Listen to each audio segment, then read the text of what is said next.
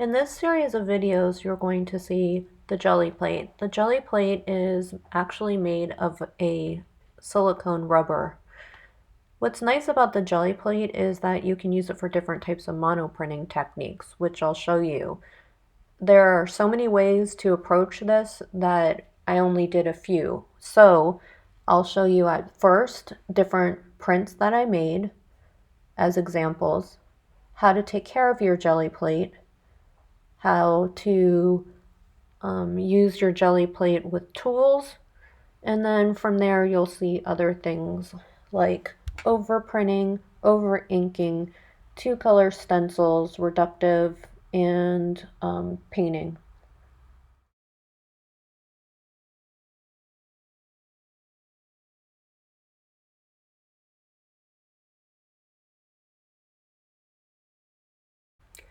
Here I'm going to use just very simple things, and I'm using actually acrylic paint. Sometimes acrylic paint, if you use too much of it, you're going to basically have way too much ink on the surface of the Gelli plate. With the Gelli plate though, just like any block or plate that you'll be using, you want to make sure you have an even coat across the entire board.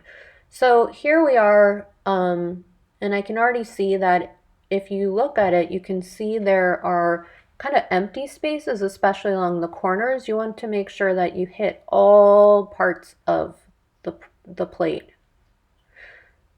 So because there's a lot of ink on it, and you'll see in a minute, I take another piece of paper and I often strip off the ink from the board as well as the brayer. I'm pressing down really hard because the slower you go, the more you actually take away with the ink. The faster you use with the brayer, the more you'll also take away, but with this Gelli plate, I find going slower is easier. Here I'm just using some paper I found around my studio. I like to recycle a lot. Artists do that. We don't always buy things. I'm going to use a hole punch. And again, use your own creativity. These are just examples. So also I decided to use a cut paper on the outside or on the other side just because I thought it would be nice not to have a border. And here I'm using just something else I found in my studio to create texture. Later on, what I'm going to do is use bubble wrap to fill out the side that will be covered. So I'm using a lightweight paper, an Asian paper right now, and printing with the whole surface of the spoon. And then I'll pull the print off.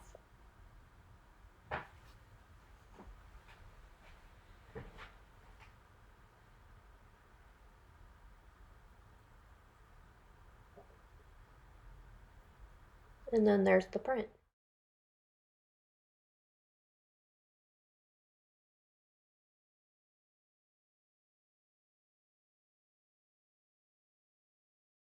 In this video, you'll see a paper stencil. So my assistant cut out this hand from computer paper.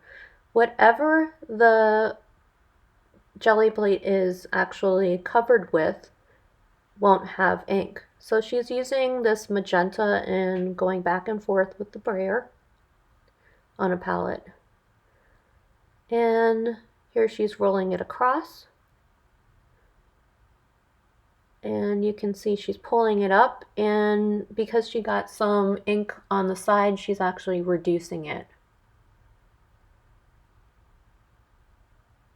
which is a nice technique. Now she's going to print on top of my print, actually, which is another stencil.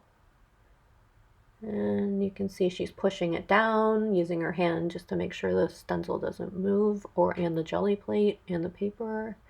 Pushing down with a spoon, and voila.